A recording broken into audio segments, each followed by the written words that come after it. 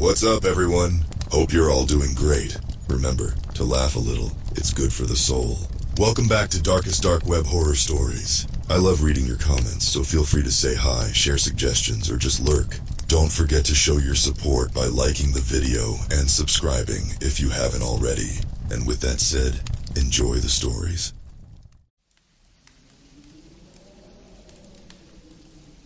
I still see those glowing eyes in my nightmares, staring at me from the endless black of the ocean depths. Watching, waiting. My name's Leo.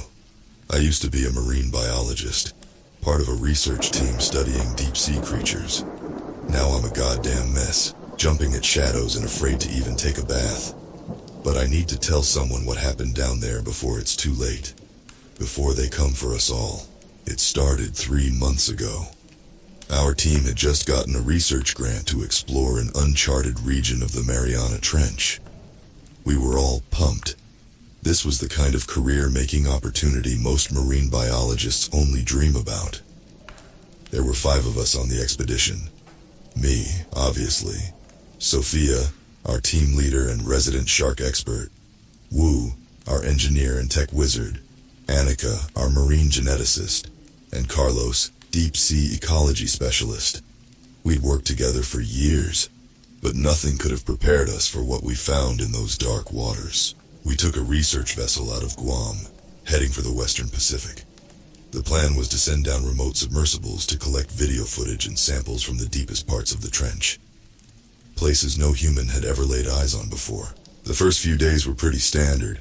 We mapped out our search grid, ran equipment checks, that kind of thing. But on day 4, things started to get weird. Wu was going through some of the initial video feeds when he called us all over to his monitor. "Guys, you gotta see this," he said, face pale. We crowded around, peering at the grainy footage. At first I couldn't make out what I was looking at. Just blackness. Then I saw it. A massive shape gliding past the camera. Had to be at least 60 feet long. But it wasn't a whale or shark. The body was all wrong. Segmented with too many fins. As it passed, I caught a glimpse of glowing eyes and rows of teeth that would make a great white look like a goldfish. "What the actual fuck is that?" Sophia whispered. I shook my head. "I've never seen anything like it, Carlos." Our ecology expert looked stunned. "It's not in any database I know of. This is incredible. We may have discovered an entirely new species." We were all pretty jazzed after that. I mean, this is the kind of thing marine biologists live for, right? Undiscovered creatures in the deepest parts of the ocean. If only we'd known then what that discovery would lead to. We spent the next few days collecting as much footage as we could. We saw more of those segmented monsters, plus all kinds of other weird shit. Bioluminescent squid the size of school buses, crabs with shells that looked like human faces, serpents with too many eyes. But it wasn't just the creatures that were odd. We kept picking up weird signals on our sonar, electronic pulses that didn't match any known patterns. Wu swore up and down that it wasn't equipment malfunction. It's like something down there is communicating," he said, scratching his head. "But that's impossible, right?" I wish to God he'd been right about that. On day 9, Annika made a disturbing discovery. She'd been running genetic analysis on some of the tissue samples we'd collected. Her face was ashen as she called us into the lab. "These creatures, their DNA doesn't make sense," she said, pulling up complex maps of genetic code on her screen. "There are sequences here that don't occur in nature. It's like they've been engineered somehow." We all stared at her in disbelief. "Are you saying someone made these things?" Sophia asked. Annika shook her head. "I don't know. Maybe they evolved naturally and we just don't understand the process. But something very strange is going on down there. If only we'd known how strange things were about to get." That night, unable to sleep, I decided to do some digging online.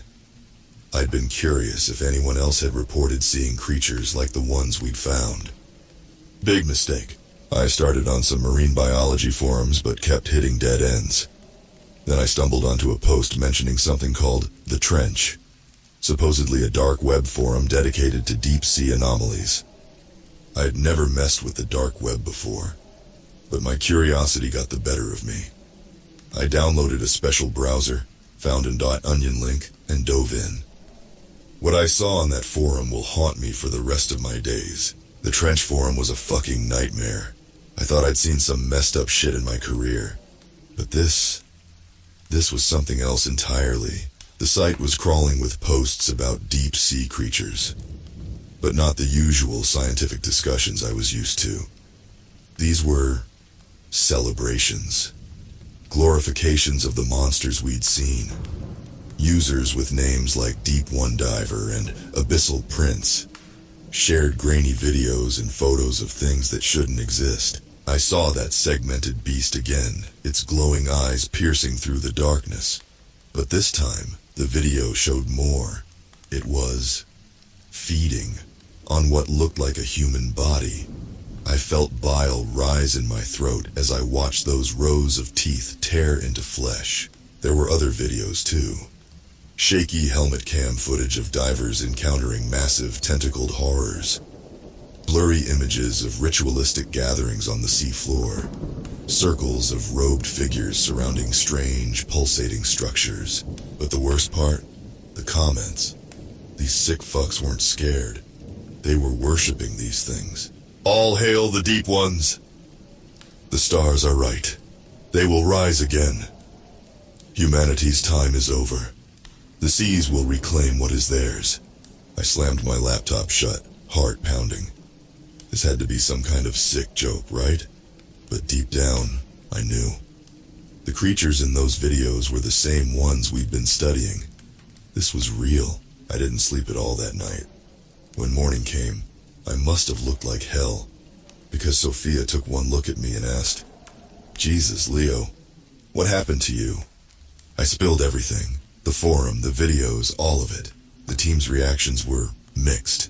"This is insane," Carlos muttered, pacing the lab.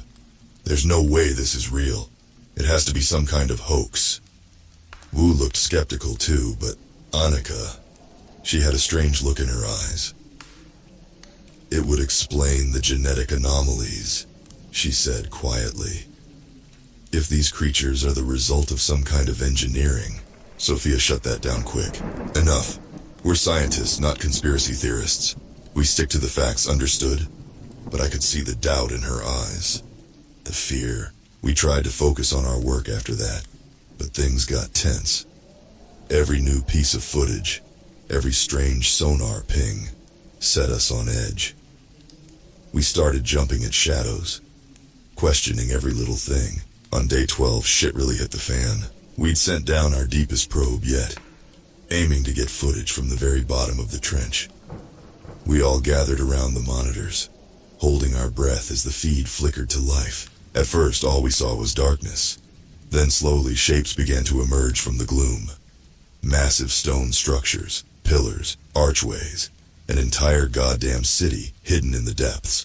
"Holy shit," Wu whispered. Are those buildings?" Before anyone could answer, something moved in front of the camera. A figure, vaguely humanoid, but wrong. Its skin was pale and rubbery, its head too large, with bulging eyes that seemed to glow in the darkness.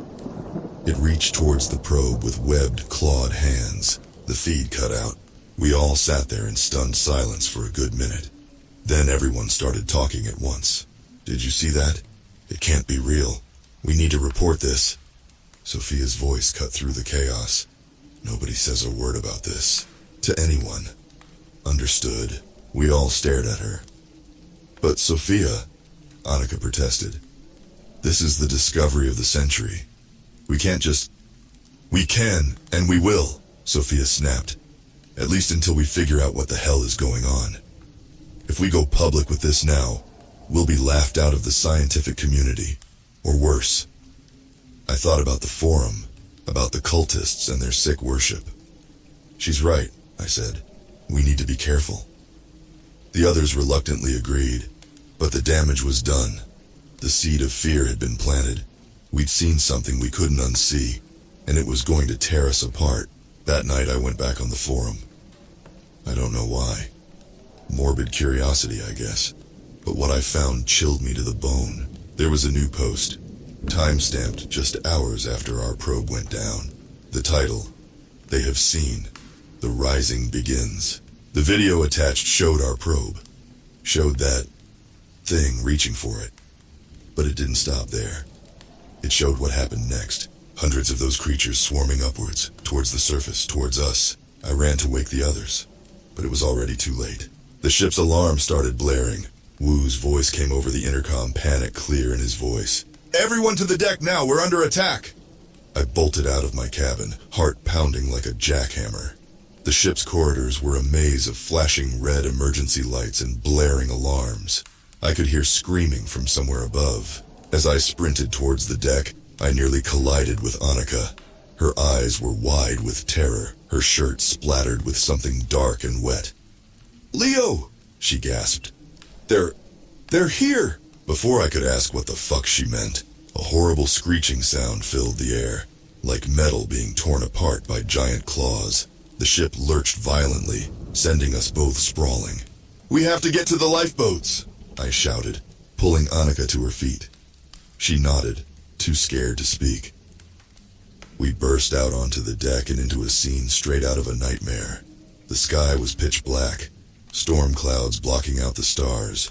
Rain lashed down in sheets, turning the deck into a treacherous mess of slick metal. But that wasn't the worst part. No, the worst part was the things crawling over the railings. Pale, twisted bodies, bulbous heads with huge glassy eyes, mouths filled with needle-sharp teeth. The creatures from the deep were here, and they were hungry. I saw Carlos backing away from one, fumbling with a flare gun. He fired, the bright red flare illuminating the horror around us for a brief moment. In that flash, I counted at least a dozen of the things, probably more hidden in the shadows. "Leo, Annika, over here!" It was Sophia, waving frantically from near the lifeboats. Wu was with her, trying to untangle the ropes holding the boat in place. We ran, dodging tentacles and claws that seemed to reach for us from every direction. I heard a scream and glanced back to see one of the creatures dragging a crew member over the side. There was a splash, a gurgle, and then nothing. We reached Sophia and Wu, all of us panting and wild-eyed. "Where's Carlos?" Sophia demanded. As if in answer, we heard a blood-curdling shriek. I turned to see Carlos, surrounded by 3 of the creatures. He was swinging a broken piece of railing like a club, but it was useless. They overwhelmed him, their claws tearing into his flesh. I'll never forget the look of pure terror on his face as they dragged him into the churning sea. "We have to go, now!" Wu yelled, finally freeing the lifeboat. We piled in, Sophia frantically working the motor as the rest of us pushed off from the doomed ship. As we pulled away, I saw more of those things swarming over the deck. The ship was listing badly, taking on water. We sped off into the storm-tossed night, the sounds of metal tearing and inhuman shrieks fading behind us. But we weren't safe. Not by a long shot. "What the fuck were those things?" Annika sobbed, huddled in the bottom of the boat. "You know what they were," I said grimly. "The same creatures we saw in the trench. Somehow they followed us up." "But that's impossible," Wu protested. "The pressure change alone should have killed them." Sophia's voice was cold as ice. "Clearly we don't know shit about what these things are capable of." We fell into a tense silence after that, each lost in our own thoughts as Sophia guided the tiny boat through the choppy waters. The rain had let up a bit, but the sea was still rough. Every shadow in the water made us flinch, imagining those pale, twisted forms lurking just beneath the surface. After what felt like hours, a faint glow appeared on the horizon. Dawn was breaking. We'd survived the night. As the sky lightened, we finally got a good look at each other. We were a mess, soaked to the bone, covered in cuts and bruises. Annika's shirt was stained with blood that I prayed wasn't hers. Wu had a nasty gash across his forehead. Sophia's eyes were haunted, her usual confidence shattered. "We need to contact the authorities," Wu said, breaking the silence. "Tell them what happened." I laughed bitterly. tell them what, exactly? That our research ship was attacked by sea monsters? They'll think we're insane. Leo's right, Sophia muttered. We need proof. That's when I remembered. My laptop. In all the chaos, I'd somehow managed to grab it before fleeing my cabin. If the videos from that fucked up forum were still there. I might have something, I said, pulling out the waterproof case. But you're not gonna like it. As I opened the laptop, praying it still worked, a thought struck me. The forum post I'd seen just before the attack. They have seen. The rising begins. They knew. Those sick fucks on the dark web knew this was going to happen. And I had a sinking feeling this was just the beginning. The laptop flickered to life, the screen a beacon in the gray dawn. I could feel the others crowding around, their breath hot on my neck as I pulled up the browser. What the hell is this, Leo? Sophia demanded, eyes narrowing at the dark web forum. I swallowed hard. Remember when I told you about that weird site I found? Well, this is it. I scrolled through the posts, a chill running down my spine as I saw new ones pop up. These sick fucks were celebrating the attack. Praise the deep ones. The culling has begun. I saw it with my own eyes. They rose from the depths like avenging gods. This is only the first wave. Soon, they'll overtake all the coastal cities. Wu leaned in, his face pale. Jesus Christ, and how many of these people are there? Too many, I muttered, clicking on a map someone had posted. It showed reported sightings all along the Pacific coast. From Alaska down to Chile, little red dots marked spots where these things had been seen coming ashore. Annika let out a choked sob. This can't be happening. It's got to be some kind of hoax, right? I wished I could tell her it was. But after what we'd seen, a new post caught my eye. The username made my blood run cold. Deep Science PhD. Holy shit, I breathed. Guys, look at this. The post was long, filled with scientific jargon and blurry photos. But the gist of it was clear enough. This Deep Science PhD claimed to be a marine biologist who'd been studying these creatures for years. They're not just animals, the post read. They're intelligent. More intelligent than us, maybe. They've been down there for millions of years, waiting, evolving. And now they're ready to reclaim the surface. Attached to the post were files, research notes, DNA sequences, sonar readings. All stuff that looked legit to my trained eye. This is insane, Sophia muttered, but I could see the doubt in her eyes. This matched up too well with what we'd found in the trench. I was about to close the laptop when a chat window popped up. Deep Science PhD wanted to talk. Should I answer? I asked, looking at the others. Wu shook his head frantically. No way, man, this is too weird. But Sophia's eyes had that steely look I knew all too well. Do it. We need answers. Heart pounding, I accepted the chat. Deep Science PhD. You're the ones from the Mariana expedition, aren't you? I've been waiting for you to show up here. Me? How the fuck do you know who we are? Deep Science PhD. I know a lot of things. Like how you stumbled onto something you shouldn't have. How you saw them. Me? Who are you? What the hell is going on? Deep Science PhD. I'm like you. A scientist who got in too deep. But I've been studying them for years. I can help you understand. Sophia pushed me aside, taking over the keyboard. Sophia, understand what? Why these things are attacking people. Deep Science PhD. Attacking? No, reclaiming. This was their world long before it was ours, and now they want it back. Me, that's insane. Why now? Deep Science PhD. Climate change. Pollution. We've been poisoning their home for decades. They've had enough. I felt sick. Could it really be that simple? Had our fucking hubris as a species brought this on? Deep Science PhD. But there's more. Things you need to know. It's not safe to talk here. They're watching. A set of coordinates popped up in the chat. Deep Science PhD. If you want answers, meet me there. Come alone, and hurry. Time's running out for all of us. The chat window closed abruptly. We all stared at the screen in stunned silence. We can't seriously be considering this, Wu said finally. It's obviously a trap. But I could see the wheels turning in Sophia's head. It might be our only chance to figure out what's really going on, she said slowly. Annika's voice was barely a whisper. So what do we do? I looked out at the endless expanse of ocean around us. Somewhere out there, those things were waiting, watching. We find land, I said grimly, and then we get some goddamn answers. As if on cue, Wu's emergency radio crackled to life. A voice, distorted by static. Massive attacks on coastal cities, advising all ships to avoid ports. Unprecedented loss of life. It was starting. Whatever these things had planned, it was already in motion, and somehow we were caught right in the middle of it all. The coast of Japan loomed ahead, a jagged line of darkness against the pre-dawn sky. We'd been on the water for nearly 2 days, rationing our meager supplies and taking turns sleeping. But sleep didn't come easy, not with the nightmares. Every time I closed my eyes, I saw those things. Their bulbous heads, their dead eyes. I heard Carlos's final scream as they dragged him into the depths. From the dark circles under everyone's eyes, I knew I wasn't the only one haunted. As we approached the shore, the devastation became clear.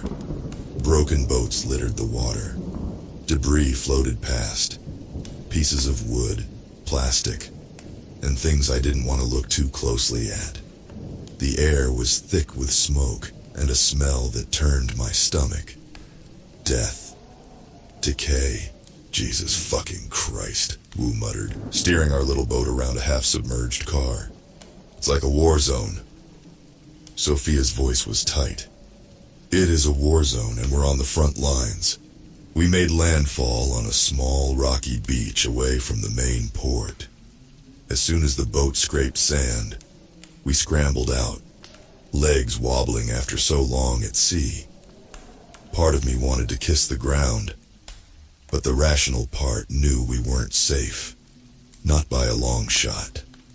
We need to find transportation, Sophia said, always the practical one, and supplies. Then we head for those coordinates. The nearest town was a disaster. Broken windows, overturned cars, streets empty except for litter and... Fuck. Was that blood? The hairs on the back of my neck stood up. It was too quiet. We found a small grocery store that hadn't been completely looted. As we stuffed our bags with food and water, I noticed Annika's hands shaking. Hey, I said softly, you okay? She let out a bitter laugh. Okay? No, Leo. I'm pretty fucking far from okay. We're in the middle of some Lovecraftian apocalypse. Half our team is dead, and a crash from the back of the store cut her off. We all froze. Hello? Wu called out, gripping a heavy flashlight like a weapon. Someone there? Silence. Then, a wet, slithering sound, like something heavy being dragged across the floor. We need to go, Sophia hissed. Now! We backed towards the exit, eyes straining in the dim light. That's when I saw it. A pale, twisted form slinking between the aisles. Not as big as the ones that attacked the ship, but unmistakably one of them. It lifted its bulbous head, milky eyes locking onto us. Its mouth opened, revealing rows of needle-sharp teeth. Run! I yelled, shoving Annika towards the door. We burst out onto the street, the creature's inhuman shriek piercing the air behind us. I risked a glance back and immediately wished I hadn't. More of them were emerging from buildings, alleyways, storm drains. Dozens, maybe hundreds. There! Wu pointed at a battered SUV, driver's door hanging open. We piled in, Sophia jumping into the driver's seat. The key was still in the ignition. Thank fuck for small mercies. The engine roared to life just as the first of the creatures reached us, clawed hands scrabbling at the windows. Sophia floored it, the tires squealing as we tore down the debris-strewn street. I looked back, watching the horde of pale bodies recede. But they weren't giving up. They moved with terrifying speed, bounding after us on all fours like some nightmarish fusion of ape and fish. They're following us, Annika screamed. I know! Sophia gritted her teeth, swerving around an overturned bus. Wu, check the GPS. How far to those coordinates? Wu fumbled with his phone. About 50 kilometers inland. Some kind of research facility. A research facility? Of fucking course. Whatever answers we were looking for, I had a feeling we'd find them there. Assuming we lived long enough to reach it. As we sped through the ruined countryside, I couldn't shake a horrible thought. We'd seen what these things could do in the water. We'd just witnessed their ferocity on land. What the hell else were they capable of? The SUV crested a hill and my blood ran cold. In the valley below, more of those creatures swarmed. Thousands of them. And in the center of the writhing mass. Holy shit, Wu breathed. Are they building something? A structure rose from the chaos, organic yet geometric, pulsing with an eerie bioluminescence. It looked almost like a beacon, I realized with growing horror. They're building a fucking beacon.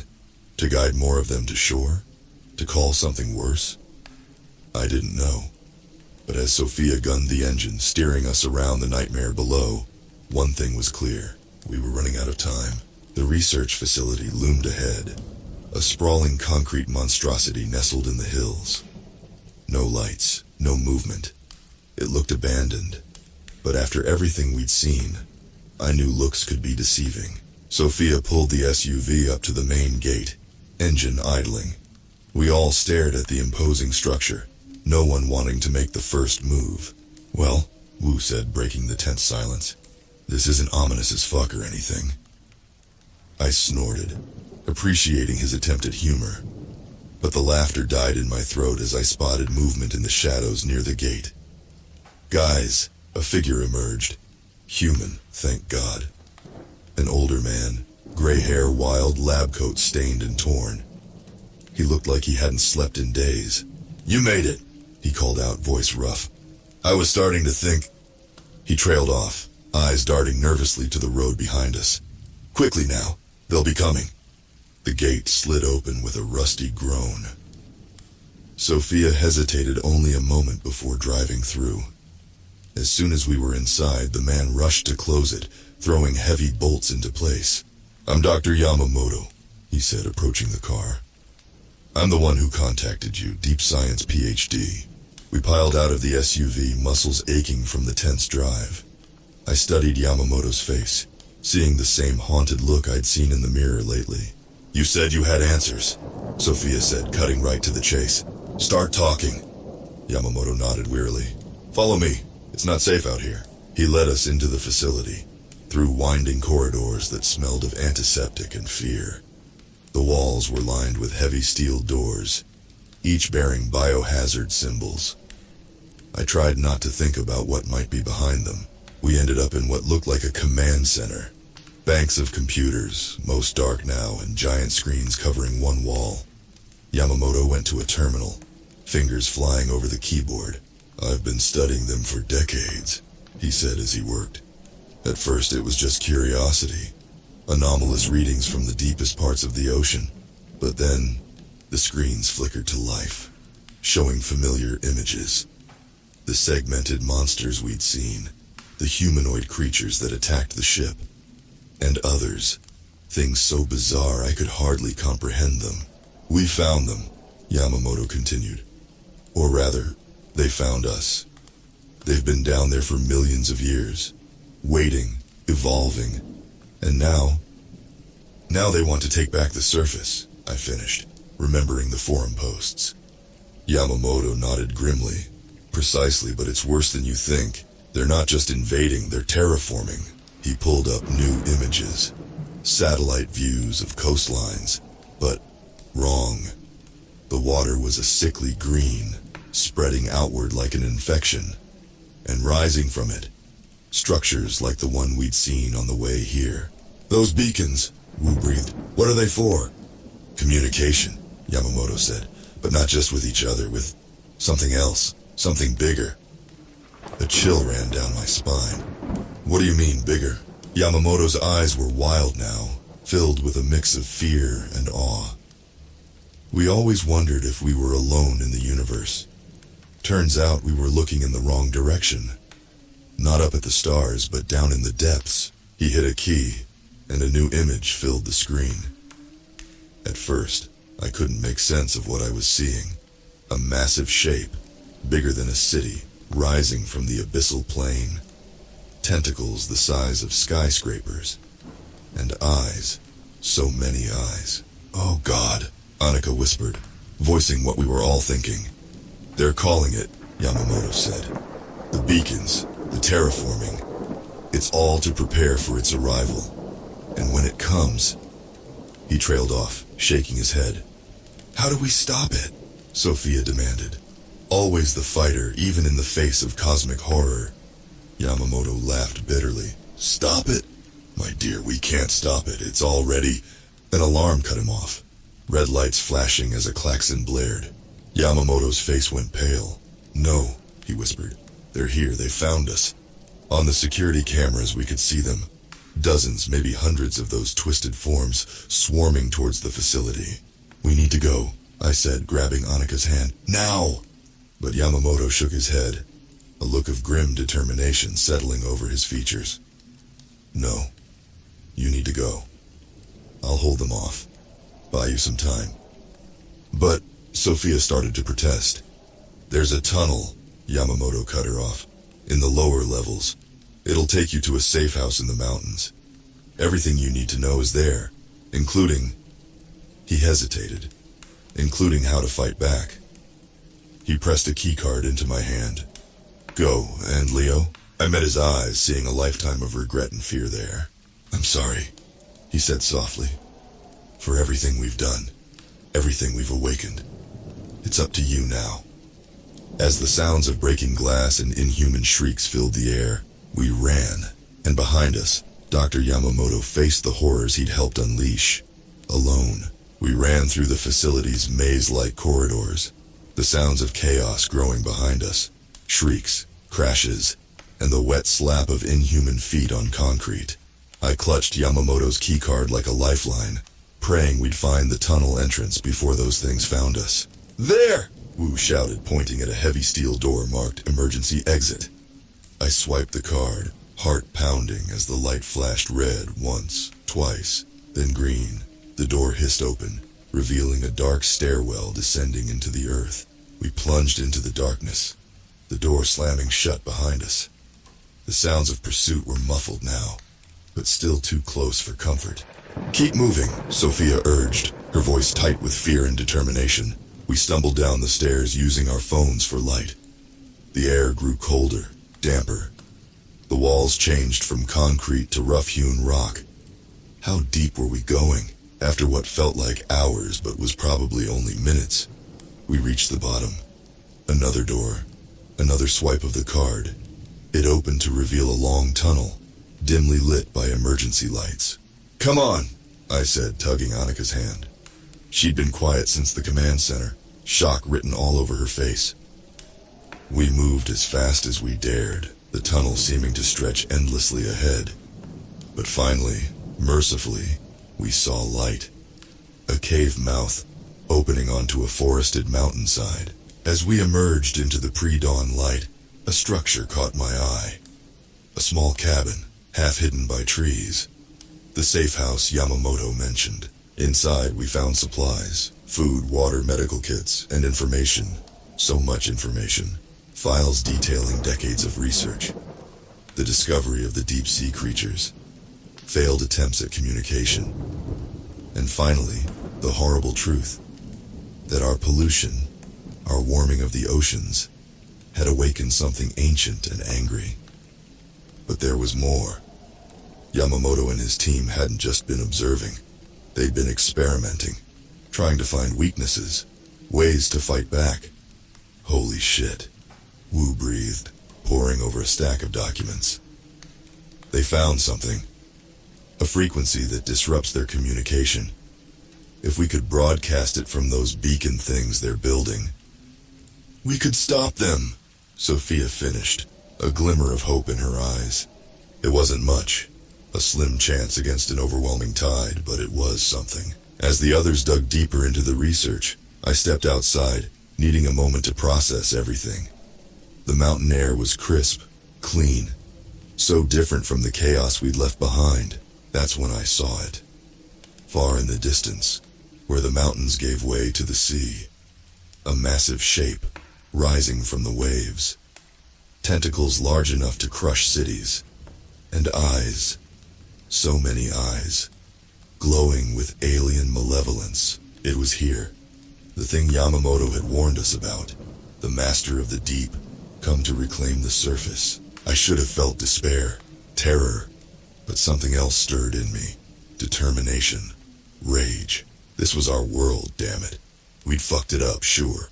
Poisoned the oceans, choked the air, but it was still ours. I thought of Carlos, dragged screaming into the depths, of the ruined cities we'd passed, of all the lives lost and yet to be lost if we failed. Leo? Annika's voice soft behind me. What is it? I turned to her, to all of them. My team, my friends, the only family I had left in this broken world. It's time, I said, voice steadier than I felt. We've got work to do. They nodded, faces grim but determined. We had the knowledge. We had a plan. It wasn't much against the cosmic horror rising from the depths, but it was all we had. As we gathered our supplies and steeled ourselves for the fight ahead, I cast one last look at the distant monstrosity on the horizon. You want our world? I thought, a cold anger settling in my gut. Come and fucking take it. The final battle for Earth was about to begin, and God help me, we were going to win. We had to. The alternative was extinction.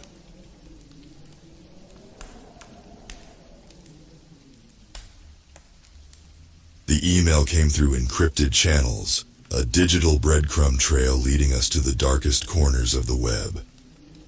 Journalist M, it began. If you care about the future, follow this link. Do not share. Do not delay. We'd received anonymous tips before, but this one felt different. Urgent. Foreboding. I called the team together. Ava, our tech guru. Mike, the skeptic. And me, Jason, the one always looking for the story that would change everything. We gathered in our dimly lit office, surrounded by old newspapers and computer screens casting an eerie glow. Ava clicked the link. Instantly, we were plunged into a world where the usual rules didn't apply. The dark web. We'd been here before, but never this deep. It felt like entering a digital catacomb, the underbelly of the internet where the most depraved and secretive elements lurked. The link led us to a forum, a bleak and cluttered site with threads in various languages. Amidst the chatter about illegal activities and conspiracy theories, one thread stood out. Project Gaia. We clicked. The posts were cryptic, discussing weather patterns, climate models, and geoengineering. The deeper we dug, the clearer the picture became. Someone was funding a project to manipulate the Earth's climate on a massive scale. The goal? To reverse global warming. The potential consequences? Catastrophic. This is insane, Mike muttered, shaking his head. It's like playing God. Ava's fingers flew over the keyboard. These aren't just theories. They have plans, schematics, funding details. I leaned closer, my heart pounding. The screen showed diagrams of massive machines designed to alter the atmosphere, ocean currents, even tectonic activity. Who's behind this? Ava pulled up a list of names. These organizations, they're powerful. Billionaires, governments, shadowy groups we've never heard of. They call themselves the Syndicate. A chill ran down my spine. This was bigger than anything we'd ever uncovered.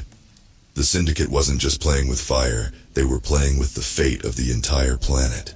We need to expose this, I said. But we have to be smart about it. If they find out we're onto them, Mike scoffed. They'll come after us. Hard. Ava nodded, her eyes steely. Then we stay under the radar. We gather evidence, and we strike when we're ready. We spent the next few days immersed in the digital abyss, piecing together the puzzle. The more we uncovered, the more sinister it became. The Syndicate had been planning this for years, quietly amassing the technology and influence needed to pull it off. They promised to reverse global warming, to save the planet. But the fine print was clear. The potential for disaster was immense. They're talking about altering weather patterns on a global scale, Ava said one night, her voice tinged with fear. Hurricanes, droughts, floods. If anything goes wrong, millions could die. And they think they can control it? Mike asked, incredulous. They think they're the only ones who can, I replied grimly. But they're risking everything. As we gathered evidence, the gravity of what we were doing began to weigh on us. We were up against powerful forces, forces that wouldn't hesitate to eliminate us if we got too close. But the truth needed to come out. The world had to know. One night, as we sat in the office, exhausted but determined, an email pinged on my laptop. The sender was anonymous, the subject line chilling. "We know what you're doing." I opened it, and my blood ran cold. "Stop now, or face the consequences," it read. Attached was a photo of our office taken from outside. They were watching us. "We're out of time," I said, my voice trembling. "We need to go public now." Ava nodded. "Let's finish this." With the threat looming over us, we worked through the night, compiling our evidence. As dawn broke, we had everything we needed. It was time to expose Project Gaia and the Syndicate to the world, no matter the cost. We sat in the cold light of dawn, the weight of our discovery pressing down on us like a lead blanket. Ava was still typing furiously, compiling the last bits of our report. Mike paced the room, his face a mask of worry. "We need a secure way to get this out," Mike said. "If they're already watching us, they could shut us down before we go public." "We need a whistleblower," Ava replied, not looking up from her screen. "Someone from the inside who can validate our findings." "But who?" I asked, feeling a pang of hopelessness. "Who would risk it all to help us?" Ava paused, then turned her laptop to us. "I think I found someone. Look at this." On the screen was a profile from the dark web forum, an anonymous user with the handle Zephyr. They had posted detailed information about Project Gaia, information that matched what we'd uncovered and more. "They've been leaking intel for months," Ava explained. "Detailed schematics, internal memos, meeting notes. They know what's going on." Mike frowned. "And they're still alive?" "Looks like it," Ava said. "We need to contact them. If we can convince Zephyr to go public, it'll lend credibility to our report." I nodded. "Let's reach out, but be careful. We don't know who we're dealing with." Ava sent a carefully worded message to Zephyr, explaining who we were and what we intended to do. We waited, the seconds ticking by like hours. Finally, a reply came through. "I'll help," the message read. "Meet me tonight, Pier 13, midnight. Come alone." "This could be a trap," Mike warned. "I'll go," I said, feeling a mix of fear and determination. "We need this." That night, I made my way to Pier 13, a deserted stretch of docks on the outskirts of the city. The air was thick with fog, the water lapping quietly against the pilings.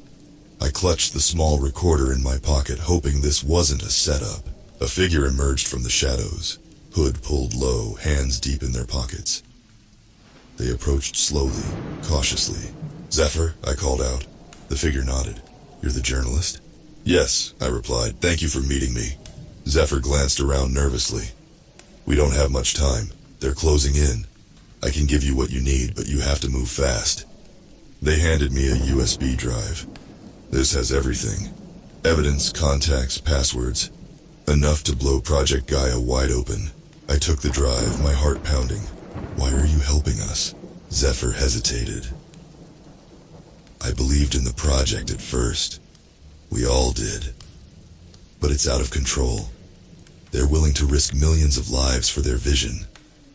I couldn't stay silent." "What happens now?" I asked. Zephyr shook their head.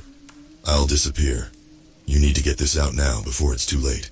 "Thank you," I said, feeling the weight of their sacrifice. Zephyr turned to leave but paused. "One more thing. They have a fail-safe. If they think they're compromised, they'll accelerate the timeline. You need to stop them before that happens." I nodded. the gravity of the situation sinking in. "We will. Stay safe." Zephyr vanished into the night, leaving me alone on the pier. I hurried back to the office, the USB drive clutched tightly in my hand. Ava and Mike were waiting, their faces tense with anticipation. I plugged in the drive and began downloading the files. Diagrams, emails, video recordings, all damning evidence of the syndicate's plans. "We need to go public now," Ava said, her voice shaking. "This is our chance." Mike nodded. "We release everything, full transparency. We need the world to see this." We prepared our report, attaching the files from Zephyr. As the first light of dawn broke, we hit send, blasting our findings to every major news outlet, social media platform, and whistleblower site we could think of. The response was immediate. Our phones exploded with calls, emails, messages. The story spread like wildfire, and within hours it was the top headline worldwide. But as the world reacted in shock and outrage, our own fear grew. We had exposed the syndicate, but the fight was far from over. They would come for us, and we had to be ready. We gathered our belongings, preparing to go underground. The game had changed, and the stakes were higher than ever. The syndicate was powerful, but we had the truth on our side. We just had to survive long enough to see it through. We moved fast. Our office became a war room, cluttered with gear and maps. Ava monitored the web for threats, while Mike set up a secure line with our contacts. I watched the news unfold, our story igniting a firestorm. "This is bigger than Watergate," Ava muttered, her eyes glued to her screen. "They're scrambling to control the narrative." "They'll come after us with everything they've got," Mike said grimly. "We need to stay ahead." Suddenly, Ava's laptop beeped. "Incoming message. It's from Zephyr." I leaned over her shoulder as she opened the message. The text was brief, urgent. "They know where you are. Move now. They've deployed a team." Panic surged through me. "We have to go now!" We grabbed our bags, stuffing in the essentials. Laptops, documents, portable drives. Ava wiped our systems clean, ensuring no trace was left behind. We had backup plans, safe houses arranged through a network of trusted allies. As we exited the building, I couldn't shake the feeling of being watched. We piled into Ava's old van, a nondescript vehicle that blended into the city's background. Mike drove, his eyes scanning the rearview mirror for tails. "Head to the first safe house," I instructed. "We need to regroup and figure out our next move."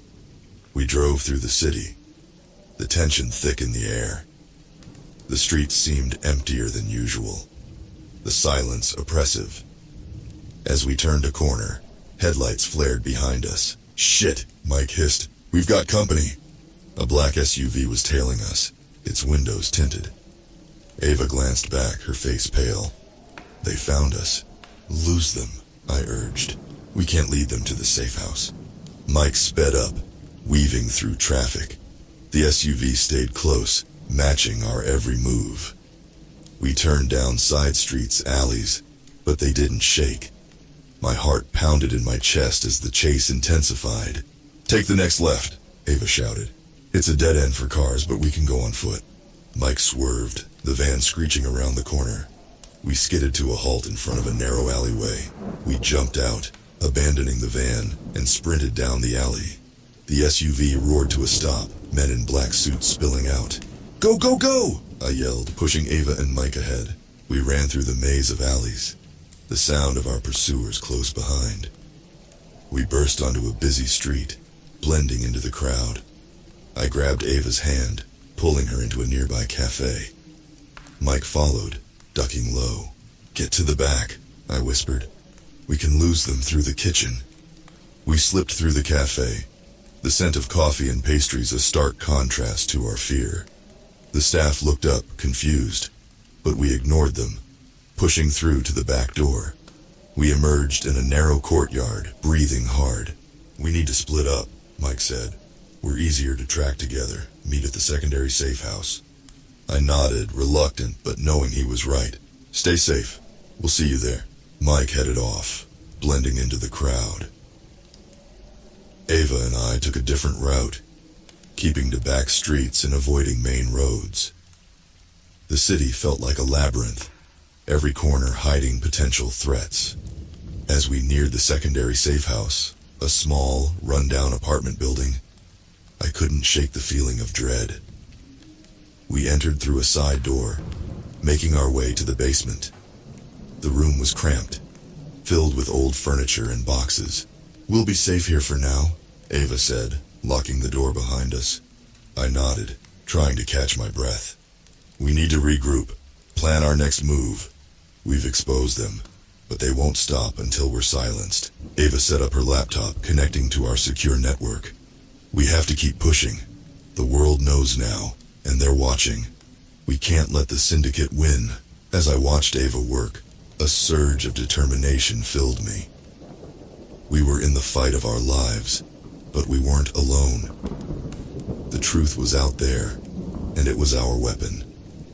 The syndicate might be powerful, but we had the power of the people on our side. "We'll take them down," I vowed, "no matter what it takes."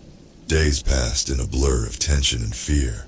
The safe house was small, cramped, and reeked of mildew, but it was our sanctuary.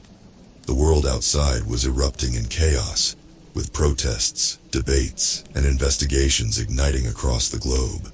Ava's eyes were bloodshot from endless hours on her laptop, tracking developments and ensuring our safety. Mike had rejoined us, bringing news and supplies. He looked worn out, but his resolve was stronger than ever. "Governments are denying everything," Mike reported, dropping a bag of food on the table. "They're calling us conspiracy theorists, saying we're causing unnecessary panic." Ava scoffed. "Of course they are, they're in on it. But people are waking up. We have allies now." We huddled around Ava's laptop, watching a live stream of a massive protest in front of a government building. People held signs, chanted slogans, demanding the truth. It was a flicker of hope in an otherwise dark situation. But the syndicate wasn't idle. They were retaliating with all their might. Reports came in of mysterious disappearances, unexplained accidents, and smear campaigns against us. The pressure was mounting. One night, as we pored over documents and planned our next move, Ava's laptop beeped. She frowned, opening an encrypted message. "It's from Zephyr," she said, eyes widening. "They're offering to meet again. They have more intel." Mike leaned in. "Are you sure it's safe? They could be compromised." "It's a risk we have to take," I said, feeling the urgency. "We need every piece of information we can get." We arranged to meet Zephyr at an abandoned warehouse on the outskirts of the city. It was a risk, but we had little choice. The syndicate was tightening its grip, and we needed an edge. The warehouse loomed in the darkness, a relic of the city's industrial past. We entered cautiously, the air thick with dust and decay. Zephyr stepped out from the shadows, looking more haggard and paranoid than before. "Thank you for coming," Zephyr said, their voice trembling. "They're on to us. We don't have much time." "What do you have for us?" I asked, my heart pounding. Zephyr handed over a folder. "This is everything. They're planning a massive operation, a demonstration of their power. They're going to manipulate the weather, create a storm to prove their capabilities." Ava's face paled as she flipped through the documents. "This is insane. If they succeed, it'll be catastrophic. Millions could die." "They don't care," Zephyr said bitterly. "They want to show the world what they can do, to force governments to comply." "We have to stop them," I said, feeling a surge of determination. "But how?" Zephyr hesitated. "There's a facility, heavily guarded. It's where they're controlling everything. If you can get in, gather evidence, and sabotage their operation, it might be enough." Mike nodded. "We'll need a plan, and backup." "I can guide you," Zephyr offered, "but it'll be dangerous. They'll stop at nothing to protect their operation." We spent the next few hours devising a plan, mapping out the facility, identifying weak points. It felt like a suicide mission, but we had no choice. The world was on the brink, and we were the only ones who could pull it back. As we prepared to leave, Zephyr pulled me aside. "Be careful, trust no one. The Syndicate has eyes everywhere." I nodded, feeling the weight of their warning. "We'll make it. We have to." We returned to the safe house, our nerves frayed, but our resolve steeled. We geared up, checking our equipment, running through the plan one last time. The facility was heavily guarded, but we had Zephyr's intel and our determination. "This is it," I said, looking at Ava and Mike. "We're risking everything, but if we succeed, we can stop them. We can save lives." Ava nodded, her eyes fierce. "Let's do this." Mike clapped me on the shoulder. "We're with you, all the way." We set out into the night, heading toward the facility. The air crackled with tension, a storm of our own making brewing on the horizon. The Syndicate was powerful, but they had underestimated us. We were fighting for the truth, for the future, and we wouldn't stop until we won. The journey to the facility was tense. We traveled under the cover of darkness, each turn and bump in the road making my heart race. Ava, Mike, and I barely spoke, our minds occupied with the gravity of what we were about to do. Zephyr had given us detailed directions and access codes, but nothing could prepare us for the reality of infiltrating a high-security compound. We parked a mile away and approached on foot, navigating through dense forest to avoid detection. The facility loomed ahead, surrounded by high fences topped with razor wire and patrolled by armed guards. The only sound was the crunch of leaves under our boots and the distant hum of generators. "Remember the plan," I whispered. "We get in, gather evidence, and sabotage their operation. Quick and quiet." Mike nodded, adjusting his backpack. "Let's move." We reached a section of the fence that Zephyr had indicated was less monitored. Ava pulled out a pair of wire cutters, making quick work of the barrier. We slipped through the gap, hearts pounding. The facility was a sprawling complex of concrete and steel, lit by harsh floodlights. We stuck to the shadows, using the intel Zephyr had provided to navigate toward the main control center. Every step felt like an eternity, every sound a potential threat. We reached a side entrance, the door secured by a keypad. Ava typed in the code, her fingers trembling slightly. The door clicked open, and we slipped inside, greeted by the sterile scent of industrial cleaning agents. "Stay close," I whispered, leading the way down a narrow hallway. "We don't have much time." The interior was a maze of corridors and rooms, but Zephyr's intel was precise. We encountered no one, the facility eerily quiet. We reached the control center, a large room filled with monitors and equipment. 2 technicians were at their stations, their backs to us. Mike moved swiftly, incapacitating them with a few precise blows. Ava and I got to work, plugging into the main terminal and downloading files. The screens displayed weather patterns, data streams, and operational commands. It was all there, the evidence we needed. "Hurry," I urged, feeling the seconds slip away. Ava copied the files onto a portable drive. Almost there. Suddenly an alarm blared, red lights flashing. "Shit!" Mike cursed. "We're out of time." "We've got what we need," Ava said, yanking the drive free. "Let's go." We bolted from the control center, the facility erupting into chaos. Guards shouted, boots thundered down the hallways. We raced through the maze, adrenaline fueling our desperate escape. "This way!" I shouted, leading them to an emergency exit. We burst through the door, the cold night air hitting us like a slap. Floodlights swung in our direction, and we ducked behind a storage shed. "We need to sabotage the equipment," Mike said, his voice tense. "If we don't, they'll proceed with their plan." "There's a secondary control unit near the main tower," Ava said. "It's critical. We take it out, and their operation is crippled." We dashed across the compound, keeping low. The guards were in disarray, searching for us. We reached the secondary control unit, a smaller building adjacent to the main tower. The door was locked, but Mike smashed a window and we climbed inside. The room was filled with servers and control panels. Ava and Mike began setting up charges, while I kept watch. The seconds dragged by, each moment feeling like an eternity. "Done," Ava said, stepping back. "Let's move." We sprinted out of the building, heading for the fence. Behind us, an explosion rocked the facility, flames licking the night sky. The alarms grew louder, the chaos more intense. We reached the gap in the fence, slipping through just as guards converged on our location. We ran through the forest, not stopping until we reached the van. We piled in, Mike gunning the engine. The facility faded into the distance, the fire illuminating the night like a beacon. "We did it," Ava said, breathless. "We got the evidence and we sabotaged their operation. But they'll come after us," Mike warned. "We need to stay hidden, get this information out fast." I nodded, my mind racing. "We go underground.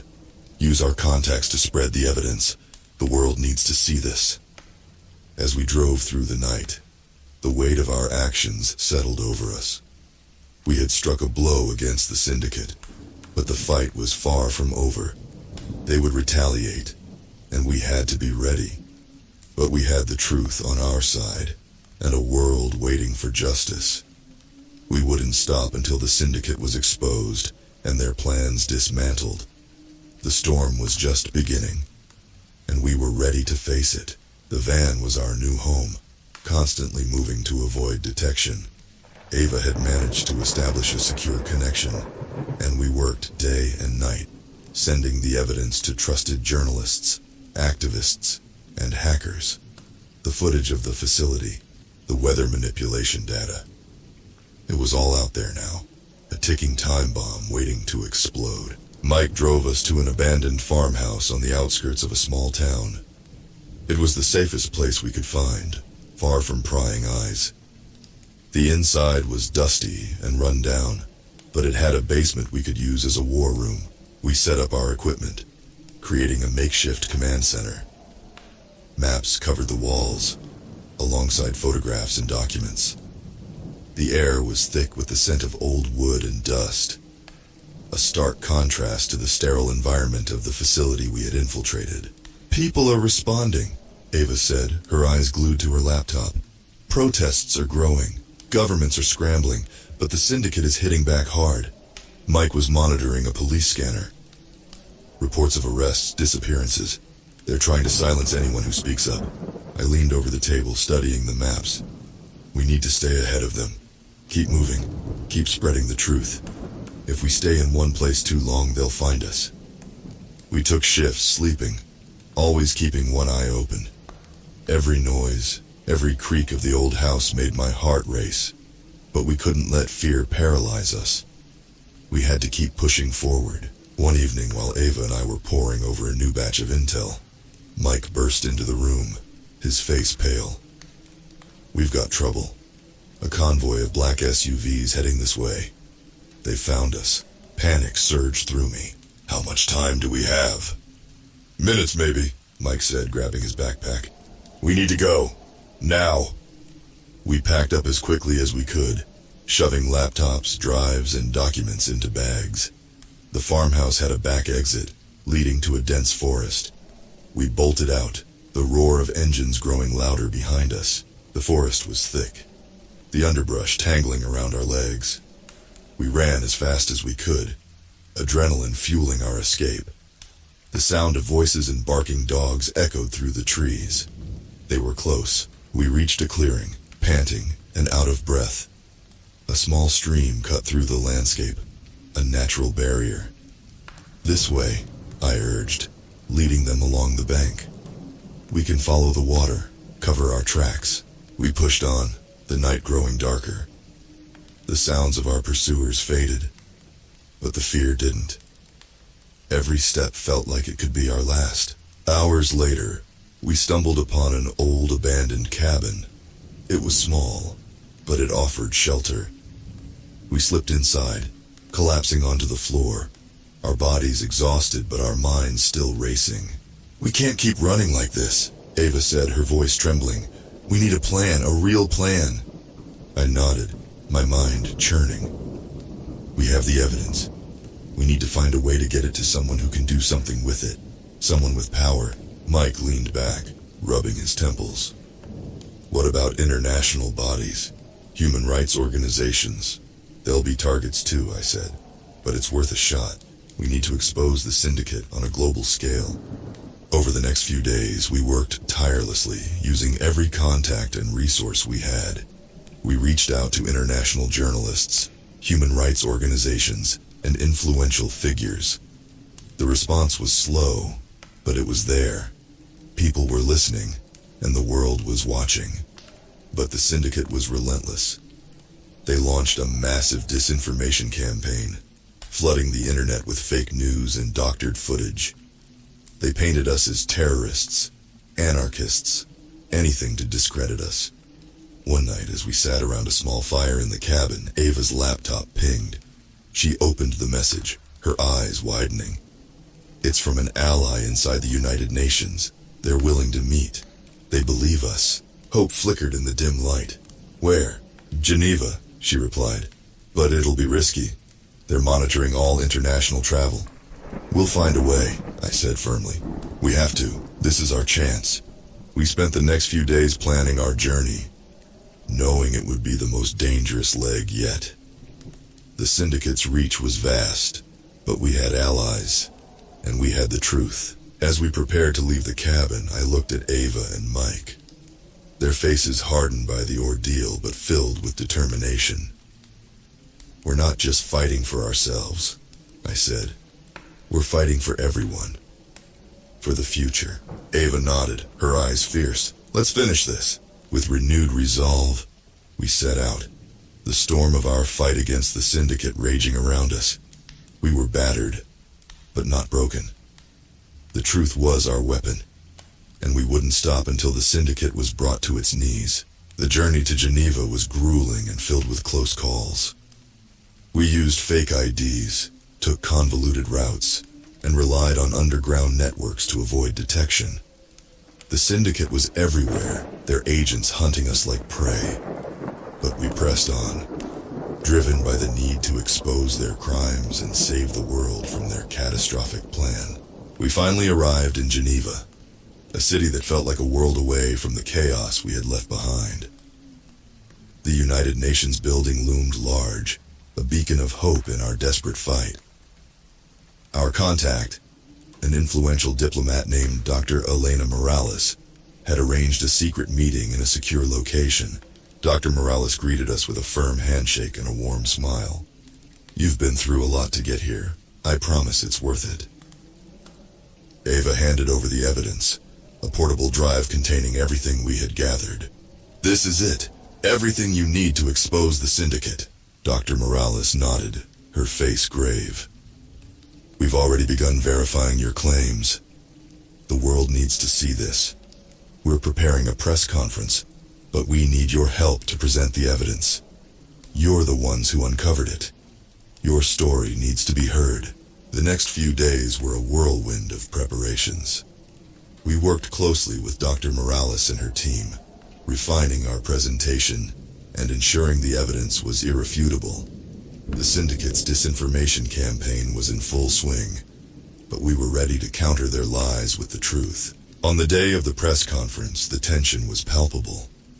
The auditorium was packed with journalists, diplomats, and observers from around the world. Cameras were set up, broadcasting the event live. The syndicate's agents were undoubtedly watching, but there was no turning back. Dr. Morales opened the conference with a brief introduction, setting the stage for our presentation. I stepped up to the podium, my heart pounding. Ava and Mike stood by my side, their presence giving me strength. Thank you for being here, I began, my voice steady despite the fear gnawing at my insides. We are here to expose a conspiracy of unprecedented scale, orchestrated by a shadowy organization known as the Syndicate. They have been manipulating the weather, with plans to create catastrophic storms to force governments into submission. I paused, letting the gravity of my words sink in. The room was silent, all eyes on us. We have gathered irrefutable evidence of their activities, I continued, gesturing to the screen behind me. These documents, videos, and data streams show their plans in chilling detail. Ava took over, walking the audience through the evidence. The room buzzed with shock and disbelief as the truth unfolded. Journalists scribbled furiously, cameras zooming in on every detail. The weight of our journey, the sacrifices we had made, all culminated in this moment. As Ava finished, Mike stepped forward. The syndicate has tried to silence us, but we stand here today to say that the truth will not be buried. We call on the international community to act, to dismantle this organization, and hold its members accountable. The room erupted in applause, a wave of support and solidarity. But as the noise died down, a commotion erupted at the back of the auditorium. Syndicate agents had infiltrated the event, their intent clear. They moved toward us, guns drawn. Panic spread through the crowd, but we were ready. Security personnel alerted by Dr. Morales intervened, engaging the agents in a fierce struggle. Shots were fired, chaos erupting. We ducked behind the podium, adrenaline surging. "Stay down!" Mike shouted, shielding Ava and me as bullets whizzed past. Dr. Morales grabbed a microphone, her voice cutting through the chaos. "Security, secure the area. Do not let them disrupt this." The struggle was intense, but security forces gained the upper hand. The syndicate agents were subdued, their plot to silence us foiled. The crowd, though shaken, remained resolute. As the situation calmed, I stood up, my legs trembling but my resolve unshaken. This is what we're fighting against. They will stop at nothing to protect their secrets. But the truth is out now, and it cannot be silenced. The press conference continued, the world watching as we laid bare the syndicate's plans. Governments issued statements, investigations were launched, and a global movement to dismantle the syndicate began to take shape. In the days that followed, we remained in hiding, our safety still precarious. But we knew we had made a difference. The world was waking up, and the syndicate's grip was loosening. One evening, as we sat in a safe house far from Geneva, Ava looked at me, her eyes filled with determination. "We did it. We really did it." Mike nodded, a rare smile on his face. "But the fight's not over. We've just started a war." I took a deep breath, feeling a mix of relief and resolve. "Then we keep fighting, for every person they've hurt, for every life they've endangered. We don't stop until they're finished." The storm we had unleashed was just beginning, but we were ready. Armed with the truth and a newfound resolve, we would continue our fight against the syndicate, ensuring that their dark plans would never come to fruition. The world was changing, and we were at the forefront of that change, driven by the relentless pursuit of justice.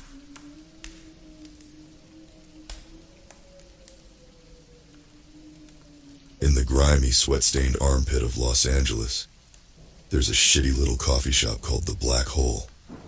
It's my kind of place. Dark, grimy, and full of people who don't give a fuck. I'm hunched over my laptop nursing a cold brew when I first stumble upon the Church of the Final Dawn. I'm not one of those creepypasta fucks who go looking for trouble on the dark web. I'm a journalist. Or at least I was, till the suits upstairs decided my stories were too dark for the family newspaper.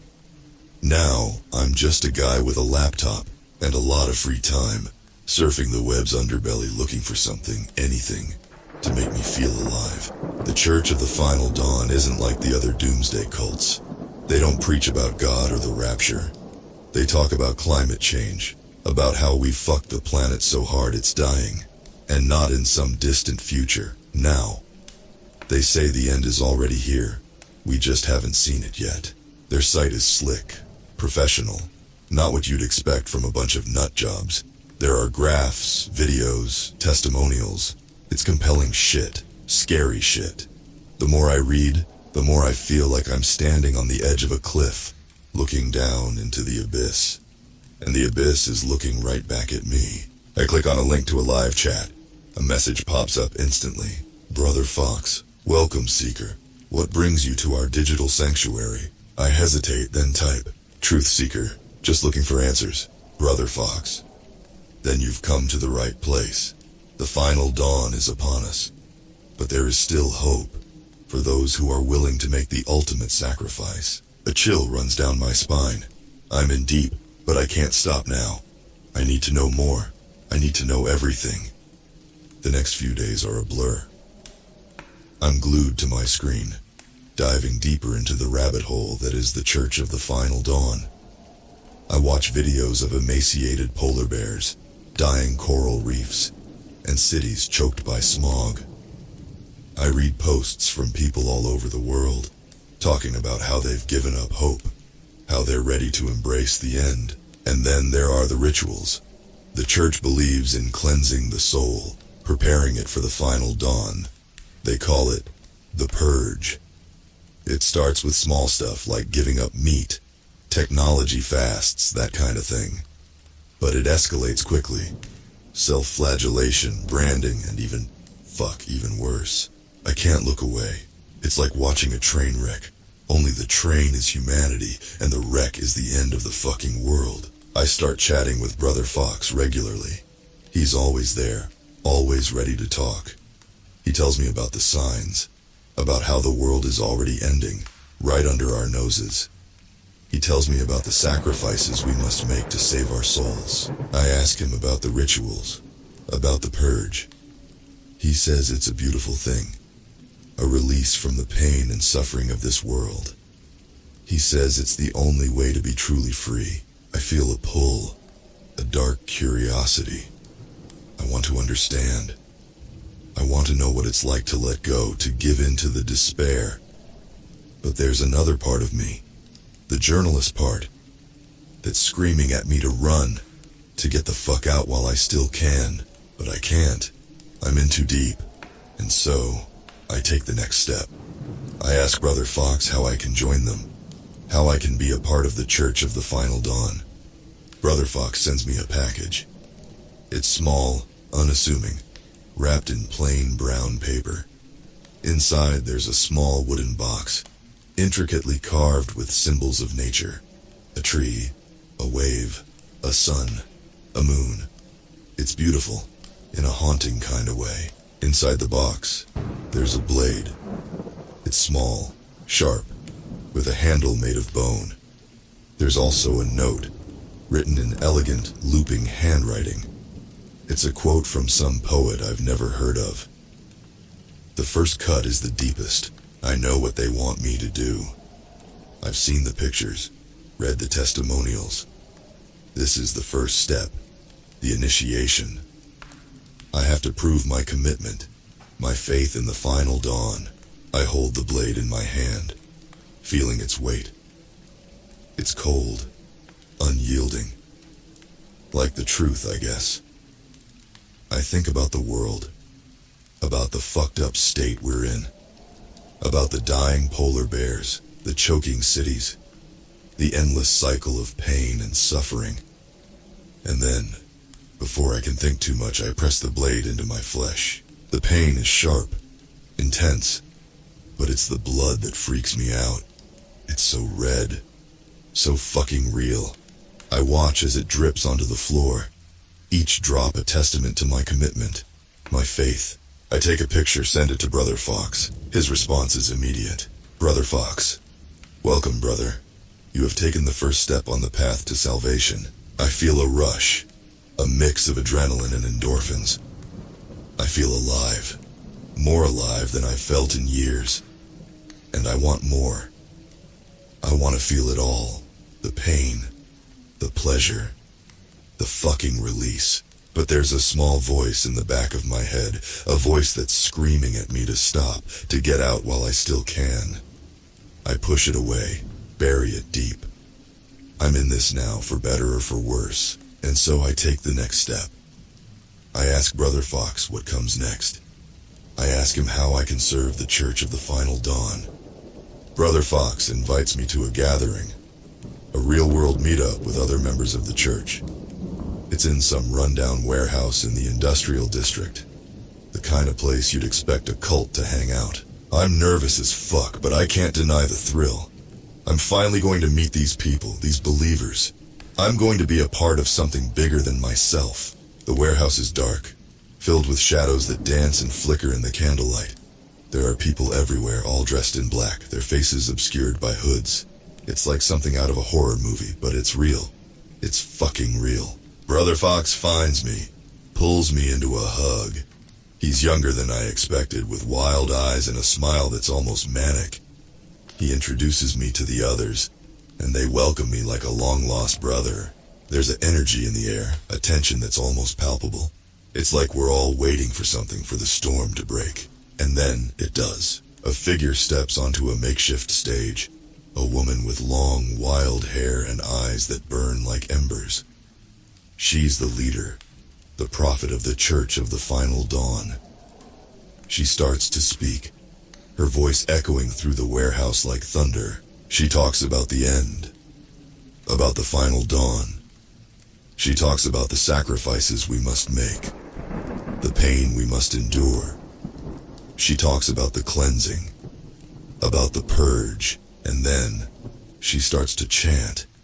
It's a low, haunting sound, a dirge that seems to resonate in my very bones. The others join in, their voices rising and falling in unison. It's hypnotic, mesmerizing. I can feel it, the pull, the dark allure of it all. But there's that voice again, that small, insistent voice in the back of my head. It's screaming at me, telling me to run, to get the fuck out while I still can. And so, I do. I turn, and I run. I run as fast as I can, away from the warehouse, away from the chanting, away from the Church of the Final Dawn. But it's too late. I'm already in too deep, and there's no turning back now. I wake up in a cold sweat, the chanting still echoing in my head. I can't shake the feeling that I'm being watched, that they're coming for me, that I'm the hunted now.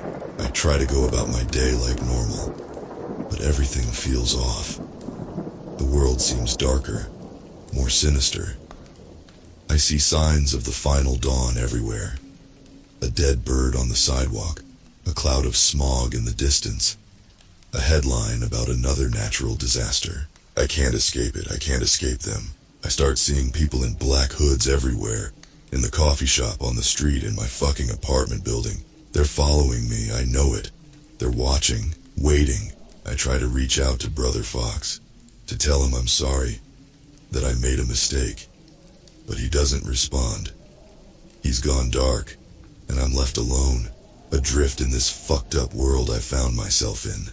I start to spiral. I can't sleep, can't eat. I'm a mess, a fucking wreck. I'm constantly looking over my shoulder, constantly waiting for the other shoe to drop. And then it does. I come home one night to find my apartment trashed. The furniture is overturned, my stuff is scattered everywhere, and there's a message written on the wall in what looks like blood. The final dawn is coming. You cannot run from your fate. I freak the fuck out. I grab my bag, my laptop, and I run. I don't know where I'm going, but I know I can't stay here. I can't let them find me. I end up in some shitty motel on the outskirts of the city. I pay cash, use a fake name. I'm off the grid, hidden, safe. Or so I think. I wake up to a knock on the door. It's soft, almost gentle, but it sends a shiver down my spine. I know who it is. I know what's coming. I grab my bag, my laptop, but it's too late. The door bursts open and they're on me. Hooded figures, their faces obscured, their eyes burning with a feverish intensity. They drag me out of the room, out of the motel. I scream, I fight, but it's no use. They're too strong, too many. I'm outmatched, outnumbered, out of fucking luck. They take me to an abandoned church on the edge of the city. It's old, decrepit, the perfect setting for a horror show. And that's exactly what this is, a fucking horror show. The leader is there, the prophet of the Church of the Final Dawn. She's standing on the altar, her eyes burning like embers, her voice echoing through the church like thunder. She talks about betrayal, about the consequences of turning your back on the truth. She talks about the cleansing, about the purge. She talks about the ultimate sacrifice, the ultimate release. And then she turns to me. She tells me it's not too late, that I can still be saved, that I can still serve the Church of the Final Dawn. But I know what that means. I know what they want from me. And I can't do it. I won't do it. I tell her to go fuck herself.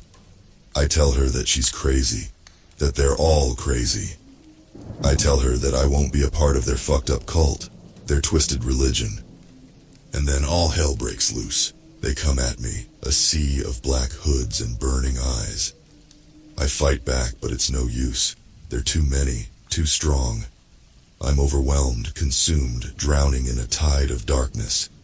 And then there's pain. White hot, searing pain. It's everywhere, consuming me, devouring me. I scream, but it's no use.